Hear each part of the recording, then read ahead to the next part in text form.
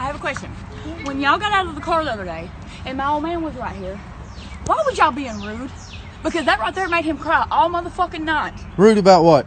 Laughing at him. About what? I don't know. Y'all were sitting.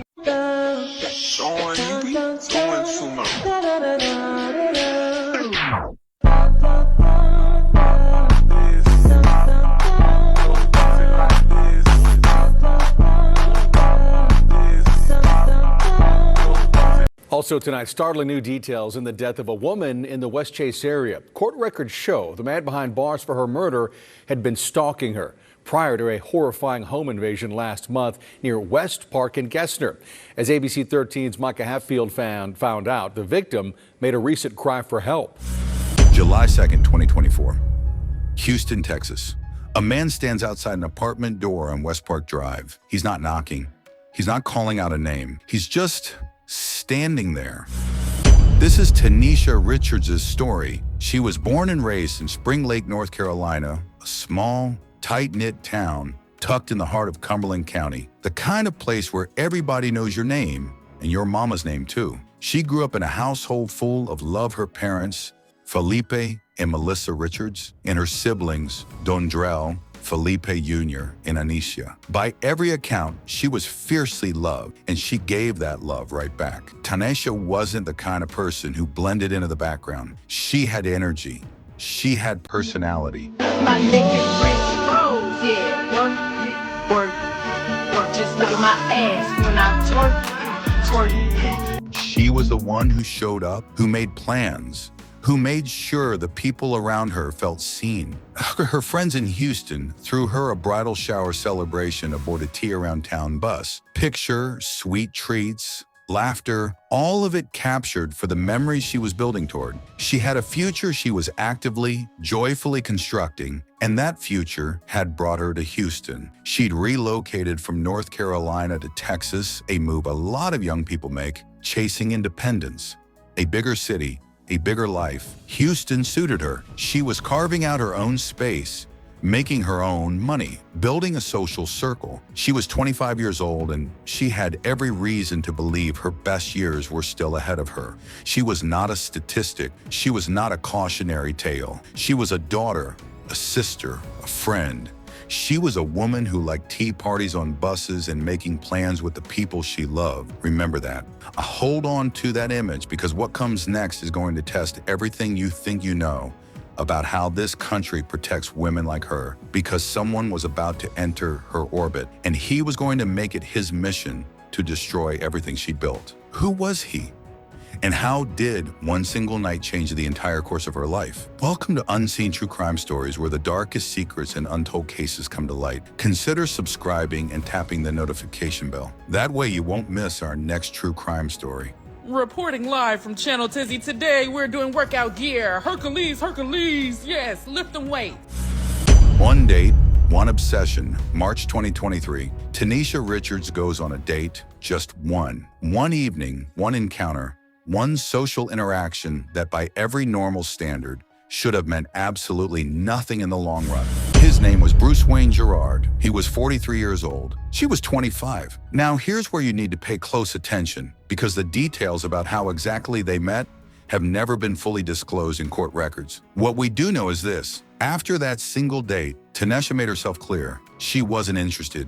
She didn't want contact. She communicated it the way any reasonable adult would, directly, cleanly, schmon, and without ambiguity. Most people hear that and they move on. Bruce Gerard was not most people. What Tanesha didn't fully know, what perhaps no one had warned her about, was exactly who she was dealing with. Because Bruce Wayne Gerard wasn't just a man with a crush he couldn't shake. He was a man with a documented history of violence that stretched back nearly 2 decades. Court records show that in 2005, Gerard was convicted of aggravated assault with a deadly weapon. He was sentenced to 20 years in prison. 20 years. He served the bulk of that sentence and was released on parole which means the state of Texas had him on a leash. His behavior was supposed to be monitored. His movements were supposed to be watched. His parole conditions existed for a reason. And yet, by spring of 2023, Bruce Gerard was a free man, on paper supervised, but in practice, untethered.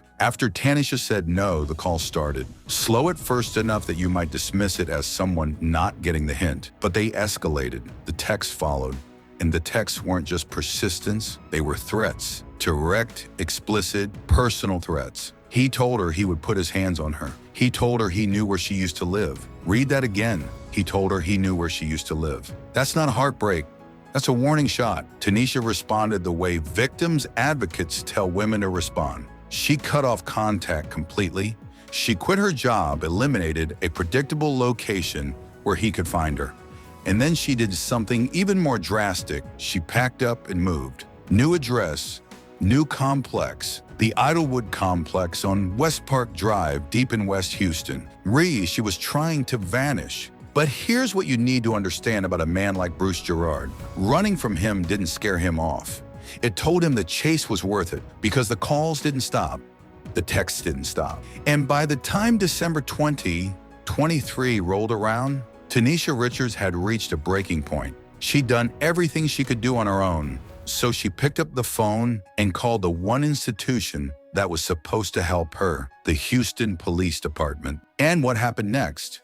This is where the story stops being just about one man's obsession and starts being about a system's catastrophic failure. If you haven't subscribed yet, go to the comments right now and tell me why. Tell me what it's going to take, because I genuinely need to understand what more you need to see before a story like this feels urgent enough. I'll be reading every single comment. Man, I hate this country sometimes, bro. I can't fucking stand red, white, and blue, motherfucker. These colors don't run, bitch. USA, USA, USA. December 2023. Tanesha Richards walks into a Houston police station. She is not panicking. She is not hysterical. She is composed, deliberate, and prepared. She has done her homework. She has kept records. She gives them his name, Bruce Wayne Gerard. She tells them he just got out of jail. She tells them he's been calling her between 44 and 88 missed calls. She shows them the text messages where he threatens to put his hands on her and tells her he knows where she's previously lived. And then she says the words that should have triggered an immediate response. I am scared that he will find out where I currently live. I am scared for my life. She named him. She documented the threats. She showed up in person. She did everything right. The patrol officer took the report, passed it to an investigator within the department, and then the report sat there. Not for a day, not for a week, 7 months. 7 months during which no charges were filed against Gerard. No protective order was facilitated. The Harris County District Attorney's Office was never notified that a woman had explicitly named a violent parolee and stated she feared for her life. Gerard's parole officer, the person legally responsible for monitoring his behavior, was never contacted. He was a convicted, violent felon on state parole with documented threats against a named victim, and not a single person in the chain of authority connected those dots. But Gerard was connecting dots of his own, because while the system slept, he was working. And when investigators finally searched his car after the murder, what they found inside revealed just how calculated this man truly was. A handwritten plan detailing how to locate Tanesha, using her social security number and phone records, her tax returns, her personal documents, a photograph of her with the words, "No weapon, no evil eye, no curse of the third party will work, and no person can control or stop us," written across it in his own hand. And a note, simple, direct, 6 words. I will find Tanesha Richards. This was not rage. This was not impulsivity. This was a man who had built a file on a woman like he was conducting an investigation. He was hunting her methodically, patiently, while she waited for a system that promised to protect her and delivered nothing. And it gets worse. In April 2024, just 3 months before the murder, Gerard faced a strangulation charge. Another woman, another case of violence. That charge was dismissed. Insufficient evidence, they said. He walked free again. This is why stories like Tanesha's cannot stay buried. Subscribe to Unseen True Crime Stories because the cases that institutions ignore are the ones that repeat themselves over and over until someone forces the world to pay attention. By the summer of 2024, Bruce Gerard had everything he needed. He knew where she lived. July 2nd, 2024. He showed up. It's 8 p.m. on a Tuesday evening in Houston. The Idlewood complex on West Park Drive looks like any other apartment community on a summer night. Cars in the lot, lights in windows, people living their lives behind closed doors. Bruce Gerard doesn't walk straight to her unit. He approaches it the way a predator approaches carefully, deliberately. He positions himself outside her door and presses his ear flat against it, listening. Is she home? Is she alone? Is she moving around? He needs to know before he makes his move. Then he starts pacing back and forth in front of her door. The surveillance camera captures every second of it. 12 minutes, 12 full minutes of calculated patience. Then the doorbell, once, twice. He rings it again. Inside that apartment, while Tanesha Richards knows something is wrong, she's been living in survival mode for over a year. She's moved. She's filed a report. She's waited. She knows the sound of danger. She's been hearing it in her phone for months. And yet, what do you do when someone is at your door? You can call 911. You can stay silent. You can try to peek through the hole. At some point, Tanesha cracks the door open. Just a crack. Gerard doesn't wait. He doesn't knock again. The moment that door moves, he throws his weight against it. She pushes back. She fights him for that door with everything she has. For a few seconds, it's her strength against his. The surveillance footage captures the struggle. She is not passive.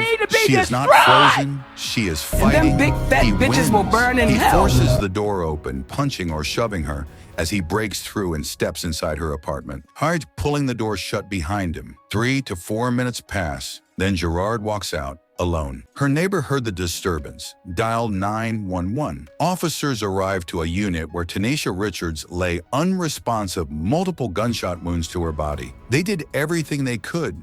She was pronounced dead at the scene. 25 years old, a woman who had moved cities, quit her job, filed a police report, and told law enforcement to their face that she was terrified. She did everything right, and she still died alone on the floor of an apartment she'd chosen specifically because she thought he couldn't find her. If someone in your life is being dismissed by the system right now, a friend, a sister, a coworker who keeps saying she's scared and no one is listening, share this video, not for the views, because awareness is the only currency that fills the gap when institutions refuse to act. You might not be able to fix the system, but you might be able to make sure the right person hears this story at the right moment. That matters. That has always mattered. But Gerard made one critical mistake. He left a trail. Also tonight, startling new details in the death of a woman in the West Chase area. Court records show the man behind bars for her murder had been stalking her prior to a horrifying home invasion last month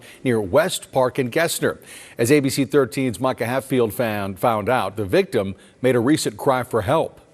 After police arrested Bruce Wayne Gerard, they say they found disturbing notes relating to the victim inside of his car. According to a search warrant, he had handwritten a plan on how he planned to find her using her social security number and phone records. They also say they found a note that said, quote, "I will find Tanesha Richards." For roughly 12 minutes, Bruce Wayne Gerard stood outside of Tanesha Richards' condo at the Idlewood complex on July 2nd. A neighbor's surveillance camera caught the man repeatedly ringing the doorbell and pacing back and forth, according to a search warrant. But then 25-year-old Richards, seen here in a photo from Facebook, cracked the door to answer it. And the video caught him forcing his way inside.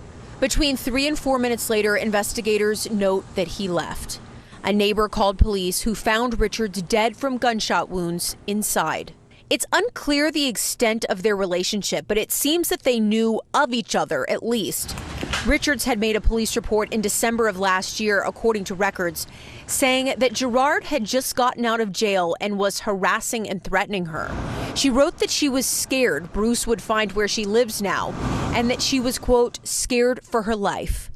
Houston police arrested Gerard on July 5th and say they found Richards' tax returns in his car and a photo of her with, quote, "No weapon, no evil eye, no curse of the third party will work. No person can control or stop us," handwritten on the photo. 43-year-old Gerard is now charged with capital murder, and a judge denied his bond. He is currently on parole for a 2005 aggravated assault with a deadly weapon charge. The trial of Bruce Wayne Gerard came to Harris County in 2026. Prosecutors laid the entire arc out for the jury, every piece of it. The March 2023 date, the immediate rejection, the escalating calls and threats, Tanesha quitting her job, moving to a new address, filing the police report in December 2023, a report that prosecutors told jurors had sat with the Houston Police Department until her death 7 months later. They showed the surveillance footage.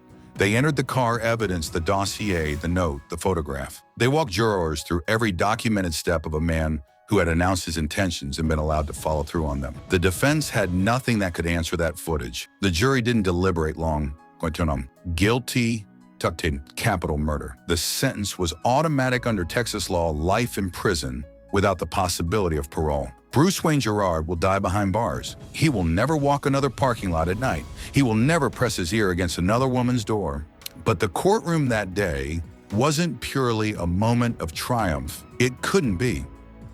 Because the people who stood up to speak to Tanesha's family, victim advocates, legal experts, they weren't just there to celebrate a conviction. They were there to say what the verdict didn't fix. And the gaps in stalking law that allowed Gerard to be classified as a misdemeanor harassment case rather than an active threat, the absence of mandatory cross-agency communication when a violent parolee is named in a stalking complaint, the institutional reality that a woman can do everything correctly, file the report, name the man, state her fear on record, and still be failed by the bureaucratic machinery that was supposed to protect her. Tanesha's family established a memorial scholarship in her name, a way to make sure her legacy reached beyond the headlines, beyond the trial transcripts, beyond the verdict that came 24 months too late. She was 25 years old. She was from Spring Lake, North Carolina.